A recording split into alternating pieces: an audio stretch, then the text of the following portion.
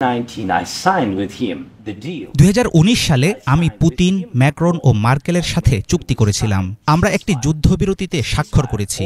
সবাই আমাকে বলেছিল সে কখনো যুদ্ধের দিকে যাবে না। তার সাথে গ্যাস বিনিময়ে চুক্তি করেছি, কিন্তু এরপর সে যুদ্ধবিরতি ভঙ্গ করে, আমাদের জনগণকে হত্যা করে। আমরা বন্দি বিনিময়ের চুক্তিও স্বাক্ষর করেছি, কিন্তু পুতিন সেটা মানেননি। জেরি, আপনি কি ধরনের কূটনীতির কথা বলছেন? কি বোঝাতে চাইছেন আপনি?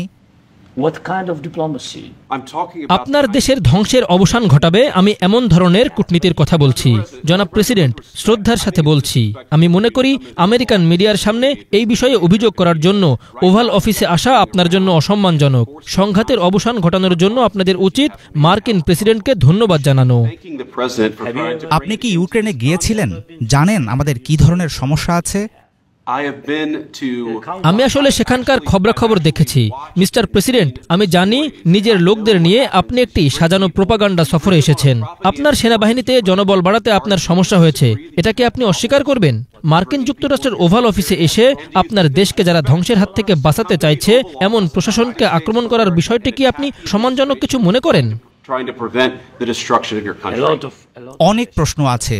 যুদ্ধের সময় সবারই সমস্যা থাকে, এমনকি আপনাদেরও। কিন্তু আপনাদের সুন্দর সমুদ্র আছে, সেটার সুবিধা আপনি হয়তো এখন অনুভব করতে পারবেন না, তবে ভবিষ্যতে আপনি সেটা বুঝবেন।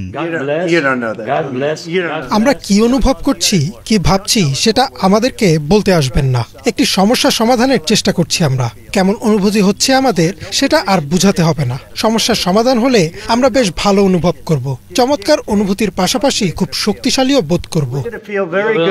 আপনি অবশ্যই প্রভাবিত হবেন। আমি বলছি এর প্রভাব আপনি অনুভব করবেনই।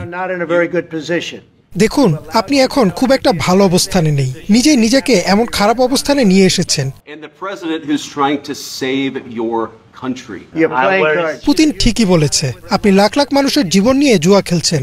একবার ভেবে দেখুন, আপনি তৃতীয় বিশ্বযুদ্ধ নিয়ে জুয়া খেলছেন, আর আপনি যা করছেন সেটা দেশের প্রতি অত্যন্ত অসম্মানজনক। আপনাকে সাহায্য করার কথা যারা বলেছে তাদের চাইতে এই মার্কিন যুক্তরাষ্ট্রই আপনাকে অনেক বেশি সমর্থন দিয়েছে। জেলেনস্কি, আপনি কি একবার ধন্যবাদ দিয়েছেন? আমাদের দেশে শেষ পর্যন্ত আমরা শক্ত আছি। যুদ্ধের শুরু থেকেই আমরা একা ছিলাম এবং আমরা কৃতজ্ঞ। আপনি একা ছিলেন না। আমরা আপনার মতো বোকা রাষ্ট্রপতির মাধ্যমে আপনাকে $350 বিলিয়ন দিয়েছি, সামরিক সরঞ্জাম দিয়েছি। আপনি ও আপনার লোকজন বেশ সাহসী, কিন্তু তারা বাধ্য হয়েছে আমাদের মিলিটারির সাহায্য নিতে। আপনাদের কাছে যদি আমাদের সামরিক সরঞ্জাম না থাকতো তাহলে এই যুদ্ধ 2 সপ্তাহের মধ্যেই শেষ হয়ে যেত। 3 দিনের মধ্যে। আমি পুতিনের কাছ থেকে এটা শুনেছি যে 3 দিনের মধ্যে যুদ্ধ শেষ হয়ে যেত।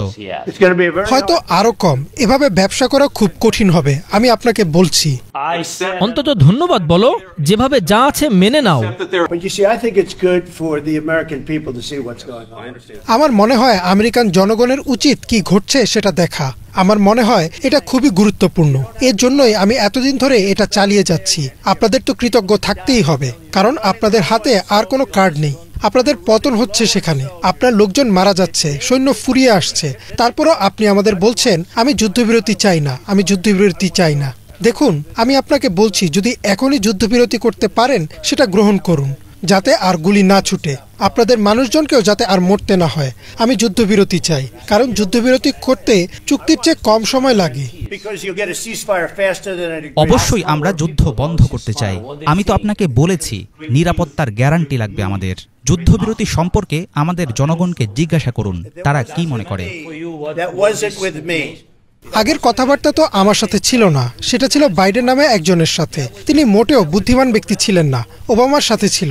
ওবামা আপনাকে চাদর দিয়েছিল আর আমি দিয়েছিলাম জ্যাভলিনসনের মতো অস্ত্র। শত্রুর ট্যাঙ্ক ধ্বংসের জন্য জ্যাভলিনসন দিয়েছিলাম, ওবামা দিয়েছিল চাদর। এখানে আসল কথা হলো ওবামা দিয়েছিল চাদর আর ট্রাম্প দিয়েছে জ্যাভলিনসন। আপনাকে বলতে চাই, আপনাদের আরো কৃতজ্ঞ হতে হবে, কারণ কোনো কার্ড তো আপনাদের হাতে নেই। আমাদের সাথে থাকলে আপনাদের কার্ড আছে, কিন্তু আমাদের ছাড়া আপনাদের কিছুই নেই। তিনি জানতে চাইছেন যদি রাশিয়া যুদ্ধবিরতি ভঙ্গ করে, যদি এখনই আপনার মাথায় বোমা পড়ে, যদি তারা এটা ভেঙে ফেলে, তাহলে কি হবে আমি জানি না। বাইডেনকে সম্মান করেনি বলে তারা বাইডেনের সাথে সম্পর্ক ভেঙেছে। তারা ওবামাকেও সম্মান করেনি, তারা আমাকে সম্মান করে। পুতিন আমার সাথে অনেক কঠিন পরিস্থিতির মধ্য দিয়ে গেছেন। তিনি একটি নকল উইচ হান্টের মধ্য দিয়ে গেছেন, যেখানে পুতিনকে তারা ব্যবহার করেছে, এর সাথে রাশিয়াকেও। আপনি কি কখনো সেই চুক্তির কথা শুনেছেন? সেটা ছিল একটি ভুয়া চুক্তি। পুরোটাই ছিল ডেমোক্র্যাটদের একটা কেলেঙ্কারি। আমি শুধু এতটুকুই বলতে পারি, পুতিন হয়তো ওবামা ও বুশের সাথে চুক্তি ভেঙেছেন, তিনি হয়তো বাইডেনের সাথেও চুক্তি ভেঙেছেন। আমি জানি না কি হয়েছে, কিন্তু তিনি তো আমার সাথে চুক্তি ভাঙেননি। পুতিন একটি চুক্তি করতে চান। আমি জানি না আপনি চুক্তি করতে পারবেন কিনা। মার্কিন যুক্তরাষ্ট্র ছাড়া আপনি একজন দুর্ধর্ষ লোক হতে পারবেন বলে আমি মনে করি না। আপনার জনগণ সাহসী, কিন্তু হয় আপনি একটা চুক্তি করবেন, নয়তো আমরা বেরিয়ে যাব। আর আমরা যদি বেরিয়ে যাই, তাহলে এই লড়াই আপনাকে একাই লড়তে হবে। You'll fight it out.